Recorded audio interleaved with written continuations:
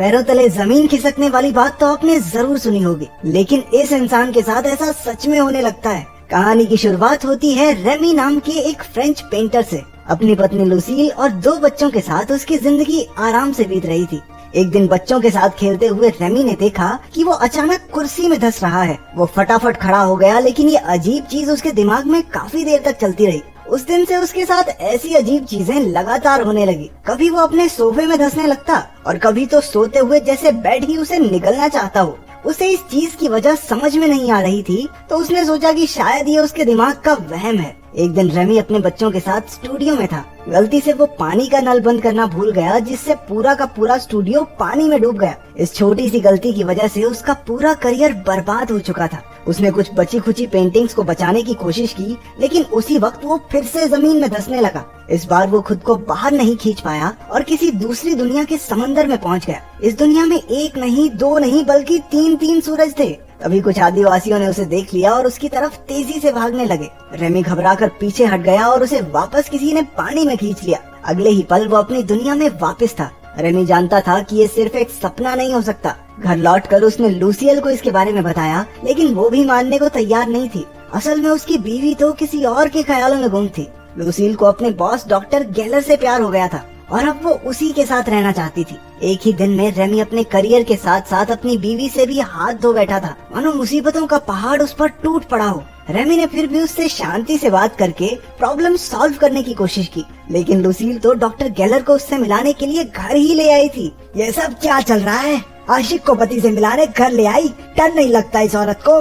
Ramie ने बिना कुछ कहे उन्हें अपनी मर्जी करने दी। उसने हताश होकर कहा कि वो कुछ ही दिनों में घर छोड़कर चला जाएगा। इसके बाद वो अपने परिवार के पास मदद मांगने पहुंचा। उन्होंने भी कुछ देर उसकी बात सुनी, लेकिन किसी ने ज्यादा ध्यान नहीं दिया। निराश होकर रेमी कॉफी बनाने के लिए रसोई में चला गया। एक बार फिर से अजीबोगरीब चीजें होने लगी। घर की बिल्ली अचानक हवा में ही जम गई। रेमी ने उसे पकड़कर इधर उधर घुमाया, लेकिन वो तो जैसे खिलौना बन गई थी। उसने अपने परिवार को आवाज लगाई, लेकिन उसे एहसास हुआ कि उसके आसपास की सारी चीजें थम सी गई हैं। समय एक ही जगह पर रुक चुका था। जमीन भी धीरे धीरे लिक्विड बनने लगी और रेमी एक बार फिर से उसमें धंसता जा रहा था। आँख खुली तो उसने देखा कि वो जंगल के बीचों बीच था। उसने आगे चलकर देखा कि कुछ आदिवासी एक जानवर को मारकर पका रहे थे। उसने उनसे मदद मांगी, लेकिन वो रेमी को ही अपना खाना बनाने के लिए उसके पीछे भागने लगे। रेमी भी अपनी जान बचाने के लिए ट्रेन की स्पीड से भागा। कुछ ही देर में वो एक गांव में पहुंचा और एक गुफा में जाकर छिप गया। तभी एक जोरदार शक्ति ने उसे वापस खींच लिया और वो धड़ाम से अपने घर में जाकर गिरा। सारी रसोई में चीजें इधर उधर बिखर गई थी। उसके परिवार ने आकर देखा तो रेमी ने उन्हें समझाने की बहुत कोशिश की, लेकिन उन्हें लगा अरे कॉफी में मिला के पीने लग गया है, तो बीवी छोड़ की सदमे में आ गया बेचारा। हाय। इसके बाद वो चक्कर खाकर वहीं गिर पड़ा। उसकी आंखें हॉस्पिटल में खुली, लेकिन वहाँ भी कोई फायदा नहीं हुआ। डॉक्टर्स भी उसकी बात पर विश्वास नहीं कर रहे थे। अगले दिन रेमी अपने स्टूडियो गया तो बैंक वाले, उसके क्लाइंट सब उससे पैसे वसूलने पहुंचे हुए थे। अचानक से उन सब ने बोलना हिलना बंद कर दिया। इससे पहले कि रेमी को कुछ समझ आता, वो फिर से जमीन में धंसना शुरू हो गया। उसने खुद को रोकने की काफी कोशिश की, लेकिन वो तीसरी बार दूसरी दुनिया में पहुंच ही गया। वो एक पेड़ पर एक टोकरी में बैठा था और सभी आदिवासी उसकी तरफ खुशी से देख रहे थे। ऐसा लग रहा था मानो वो सब उसी का इंतजार कर रहे हों। इशारों इशारों में उसे समझ आया कि वो सब उसे उड़ता हुआ देखना चाहते थे। 50 रुपए दिए हैं, जब तक ये उड़ेगा नहीं मैं घर नहीं जाऊंगा। रेमी ने भी जोश में आकर उड़ने की कोशिश की, लेकिन मुंह के बल गिरा। उन्होंने जबरदस्ती उसे एक हरे रंग का जादुई फल खिला दिया, जिससे अचानक वो एक दूसरे की बातें आराम से समझने लगे। फिर कबीले के सरदार ने उन्हें समझाया कि वो आखिर उनकी दुनिया तक पहुंचा कैसे। असल में सभी आदिवासी जोटैन नाम के एक भयानक राक्षस से परेशान थे। वो किसी को भी उठाता और मारकर खा जाता था। कबीले के विद्वानों ने पता लगाया कि उनकी एक पौराणिक किताब के हिसाब से दूसरी दुनिया का एक आदमी ही उन्हें राक्षस से बचा सकता है। इसलिए वो तंत्र मंत्र से उस हीरो को अपनी दुनिया में लाने की कोशिश में लगे थे। रेमी के साथ वो अजीबोगरीब घटनाएं भी इसलिए हो रही थी क्योंकि वो ही उस कबीले का रक्षक है। लेकिन जो आदमी अपनी बीवी के आशिक को नहीं पीट पाया, वो राक्षस को क्या मारेगा? उसने कबीले की मदद करने से साफ इनकार कर दिया। लेकिन आदिवासियों ने उसका मन बनाने के लिए उसे एक चट्टान से उल्टा लटका दिया। फिर उसे एक गुफा में रखा गया, जहां बैठकर उसे राक्षस से लड़ने का प्लान सोचना था। भूख लगने के कारण रेमी ने जैसे ही वहां रखा एक तरबूज उठाया, वो वापस अपनी दुनिया में पहुंच गया। इस बार उसने लोगों को अपनी कहानी बताई ही नहीं। वो जानता था कि कोई यकीन तो वैसे भी नहीं करेगा। इसके बाद वो एक लाइब्रेरी में जाकर अपनी मुश्किल का हल गूगल से पूछने लगा, लेकिन गूगल के पास भी इसका कोई हल नहीं था। अब उसने भर भर के प्रोटीन देना शुरू कर दिया ताकि वो ताकतवर बन के जोटैन को हरा सके। अगली बार वो दूसरी दुनिया में नए जोश के साथ पहुंचा। कबीले वालों ने उसे एक तलवार दी और जोटैन से बचने की तरकीब के बारे में पूछा। उसने सभी आदिवासियों को एक नए गांव में बसने को कहा और रास्ते में उनकी सुरक्षा करने का वादा किया। उनकी मान्यता थी कि जो भी गांव की सरहद के बाहर कदम रखेगा उस पर आसमान से बिजली गिर जाएगी। रेमी ने सबसे पहले सरहद पार करके दिखाई कि कुछ नहीं होगा और देखते ही देखते उसके पीछे सारा गांव चलने लगा। अब सबको यकीन हो गया था कि रेमी ही उनका हीरो है। कुछ घंटों बाद जोटैन के 2 आदमियों ने उनका रास्ता रोक लिया। उन्होंने सबको गांव लौट जाने को कहा, लेकिन रेमी ने उनका बहादुरी से मुकाबला किया और तुक्के से एक को तो मार भी दिया।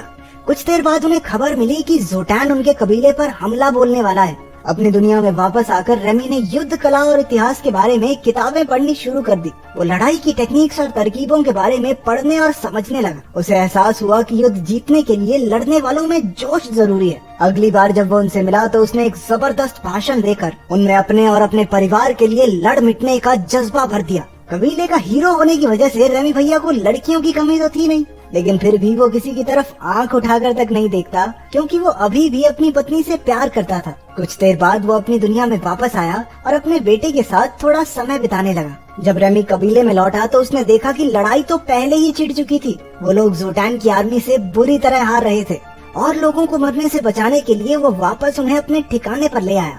इसके बाद रेमी ने उन सबको आगे का प्लान बताया।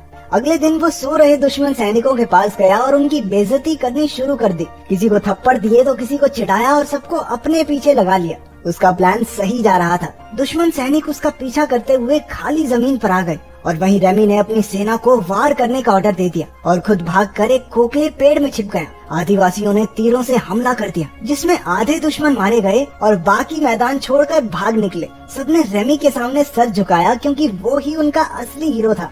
युद्ध के बाद वो सब एक नई जमीन पर बस गए। रेमी अब उनका राजा बन चुका था।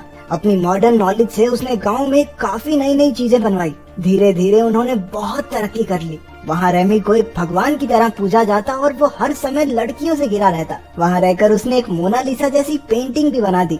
देखते ही देखते 6 महीने बीत गए और इतने समय से राजा रहने के बाद रेमी थोड़ा बदल चुका था। पहले वो लुसील के बॉयफ्रेंड गैलर से डरता था, लेकिन अब तो उसे देखकर गैलर के पसीने छूट जाते थे। एक दिन उन दोनों में हाथापाई भी हो गई और उसे पीटकर रेमी को बहुत शांति मिली। वक्त के साथ साथ रेमी की सफलता उसके सर पर चढ़ गई थी। वो अपने लोगों के साथ गुलामों जैसा बर्ताव करने लगा। लोगों ने कुछ महीनों तक तो चुपचाप उसके ऑर्डर्स माने, लेकिन बाद में उन्होंने उसके खिलाफ बोलना शुरू कर दिया। जब रेमी को इसकी भनक लगी तो उसने लोगों से बात करने की कोशिश की। उन्होंने कहा कि वो उनसे काम ज्यादा करवाता है और पैसे बहुत कम मिलते हैं। अब उन्हें आलीशान महलों की नहीं बल्कि लोगों की जिंदगी सुधारने की जरूरत है। रेमी ने उनसे समझौता करने की कोशिश भी की, लेकिन कोई फायदा नहीं हुआ। अब पानी उनके सर से ऊपर जा चुका था। विरोधियों ने उसे बंदी बनाकर गांव से बाहर फेंक दिया। इस घटना के बाद उसने अपना सबक सीख लिया था। अपनी दुनिया में वापस आकर रेमी ने एक दोस्त से मदद मांगी ताकि वो फिर से अपना स्टूडियो शुरू कर सके। उसने घमंड को अपनी जिंदगी से बिल्कुल निकाल फेंका।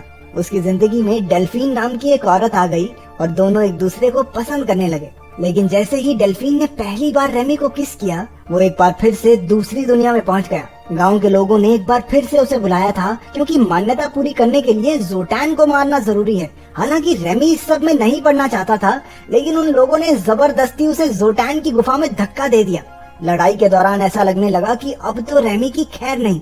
उसने भाला उठाकर यूं ही कहीं भी फेंक दिया और वो सीधा जाकर जोटैन की छाती में लगा। राक्षस को मरा हुआ देखकर सभी खुशी से झूम उठे और आखिरी रस्म की तैयारी शुरू हो गई। असल में आखिरी रस्म ये है कि उन्हें रेमी को मारकर खाना होगा। जैसे ही रेमी को पता चला, वो जान बचाकर जंगल की तरफ भागा। लेकिन जिस बुढ़े ने उसे तंत्र मंत्र से इस दुनिया में खींचा था, उसने एक तिलस्मी चीज को आग में फेंक दिया, जिसके बर्बाद होते ही रेमी कभी अपनी दुनिया में लौट नहीं पाएगा। वो जल्द ही पकड़ा गया और मरने ही वाला था, लेकिन भीड़ में मौजूद कुछ लोगों ने उस जलती हुई तिलस्मी चीज को उठाकर पानी में फेंक दिया। इसी वजह से वो वापस अपने परिवार के पास अस्पताल में पहुंच गया। लुसील और डेल्फीन दोनों वहीं मौजूद थी। जब डेल्फीन को पता चला कि उनका डाइवोर्स अभी फाइनल नहीं हुआ है, तो उसने फिलहाल रेमी से दूर रहना ही सही समझा। उसे मरता देखकर लुसील को एहसास हुआ कि वो अब भी रेमी से ही प्यार करती है और वो बॉस के साथ चक्कर तो उसकी बहुत बड़ी गलती थी। कितनी दोगली औरत है ये। लेकिन अपने सख्त लौंडे रेमी ने कहा, ओके दीदी बाय। उधर दूसरी दुनिया में आदिवासियों ने रेमी का बहुत बड़ा स्टैचू बनाकर अपने हीरो के रूप में उसे याद किया। आखिर में हम देखते हैं कि लुसील और रेमी एक बीच पर अपने बच्चों के साथ थे। उन्होंने एक बार फिर से एक नई जिंदगी की शुरुआत की। यहाँ अपना रेमी पिघल गया।